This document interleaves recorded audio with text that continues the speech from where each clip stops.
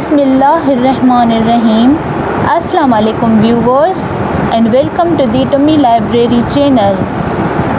Viewers, in this lecture number 10 में हम collection of topics means addressing modes, move instruction, service routine, interrupt and ASCII code in assembly language programming में cover करेंगे one by one.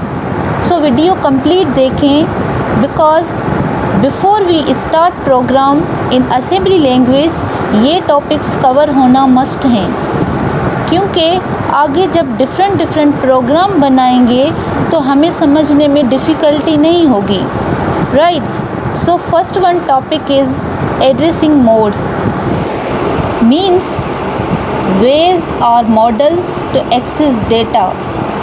मतलब जो data store हैं in the form of program या any file documents को run करते हैं तो सबसे पहले डेटा मेमोरी में लोड होता है, देन रजिस्टर के पास जाता है जहां से सीपीयू इजीली रन करता है. तो सीपीयू के अंदर रजिस्टर में जो डेटा मेमोरी से आ रहा है उस डेटा को सीपीयू कैसे एक्सेस कर रहा है, तो यही एड्रेसिंग मोड्स होते हैं, वेज होते हैं या मॉडल्स होते हैं टू एक्सेस डेटा. अब मेमोरी या रजिस्टर के अंदर जो डेटा हैं उसे एक्सेस कैसे करें, तो कोई वे होगा, मॉडल होगा या एड्रेस होगा. जहाँ पे जाना होगा means her register and memory का एड्रेस होता है, उसके थ्रू डेटा को एक्सेस करते हैं, राइट. सपोज़ 5 + 8 = 13. ये दो कांस्टेंट टर्म हैं 5 और 8 जिसकी एडिशन हो रही हैं.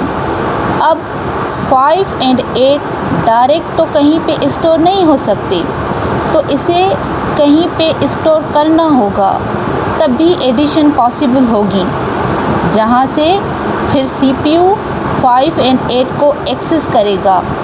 एंड प्लस इसका फंक्शन है कि करना क्या है.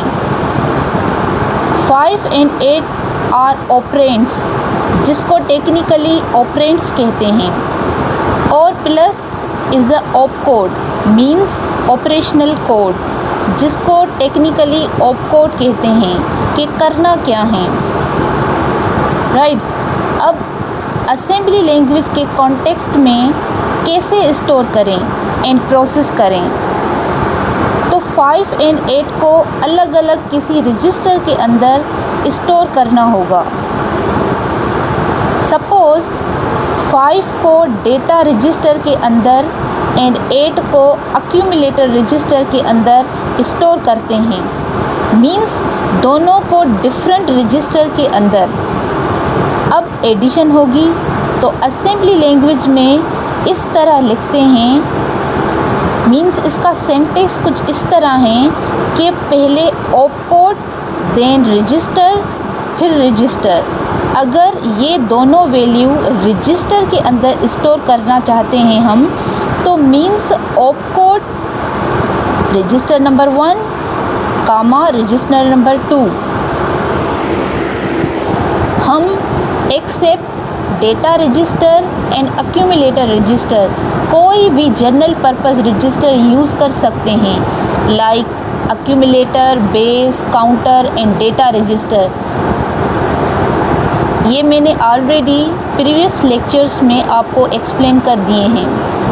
अब एग्जाम्पल पे आते हैं. हमने डेटा रजिस्टर के पास 5 स्टोर करा, मीन्स DL एक जगह का नाम है जिसके अंदर 5 स्टोर हैं, और अक्यूमुलेटर रजिस्टर जिसके अंदर 8 स्टोर करा, मीन्स AL एक जगह का नाम है जिसके अंदर 8 स्टोर हैं. अब हमने ऐड किया तो वहाँ से कांस्टेंट टर्म उठ के आए और प्लस हो गए, मीन्स वैल्यूज़ स्टोर थी रजिस्टर में तो जब दो वैल्यू डिफरेंट रजिस्टर के अंदर स्टोर हों, इस तरह की एड्रेसिंग मोड को कहते हैं register addressing.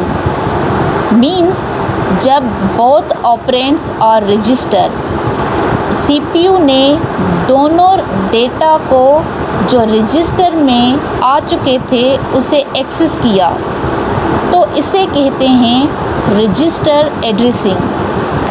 Now second addressing which is immediate addressing.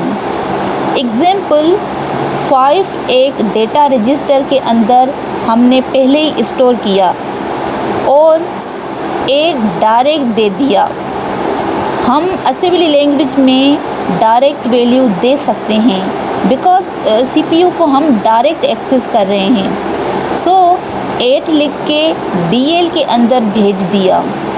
8 अलग वैल्यू दी हैं डीएल को और पहले से डीएल में 5 वैल्यू दे चुके हैं हम, तो एक 8 वैल्यू डायरेक्ट दी और 5 वैल्यू ऑलरेडी स्टोर करवाई।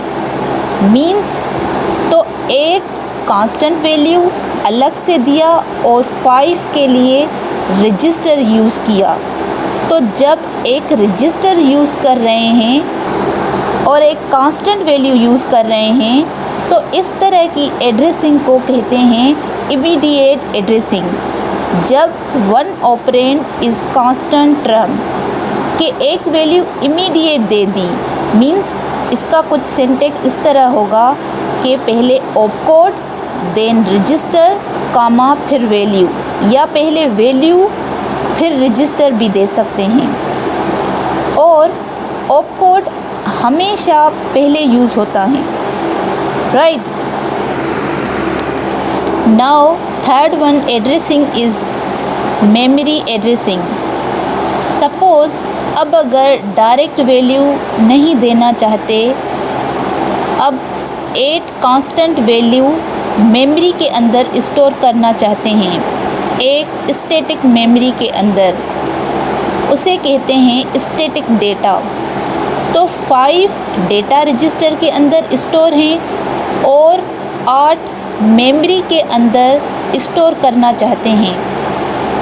तो एग्जाम्पल देखें, 8 DL कामा स्क्वायर ब्रैकेट में एड्रेस, मीन्स एक वैल्यू डेटा रजिस्टर के अंदर एंड दूसरा एड्रेस दिया मेमोरी का जहाँ पे 8 स्टोर हैं।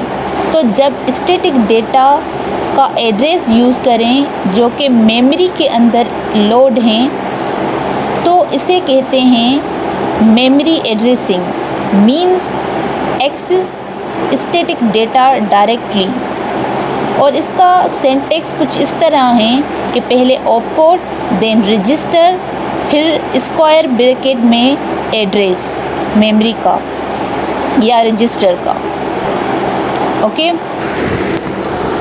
सो ये 3 वे हैं, register addressing, immediate addressing and memory addressing.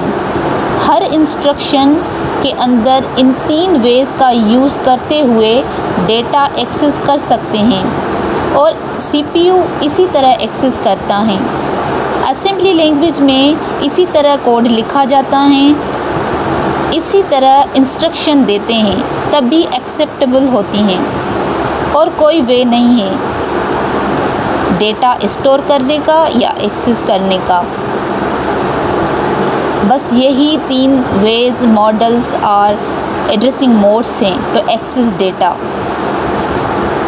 इसके अलावा और कोई वे यूज़ नहीं होगा, अगर किया तो एरर आएगा। वन इम्पोर्टेंट पॉइंट कि प्रोग्राम बनाएंगे तो इंस्ट्रक्शन के अंदर एक रजिस्टर होना मस्ट है, राइट। इस टॉपिक का एड्रेसिंग मोड्स के टॉपिक का मोटिव था कि प्रोग्राम में इंस्ट्रक्शन किस वे से लिखनी है। सो ये 3 वे हैं, वो यूज़ करें या जो इजी लगे वो यूज़ करें या जो रिक्वायरमेंट हो उसके हिसाब से यूज़ करें। ओके, ये इस लेक्चर नंबर 10 का पार्ट 1 था। अब हम लेक्चर नंबर 10 के पार्ट 2 में move instruction, service routine, interrupt and ASCII code को समझेंगे। And please share, support and subscribe to my channel. Thank you.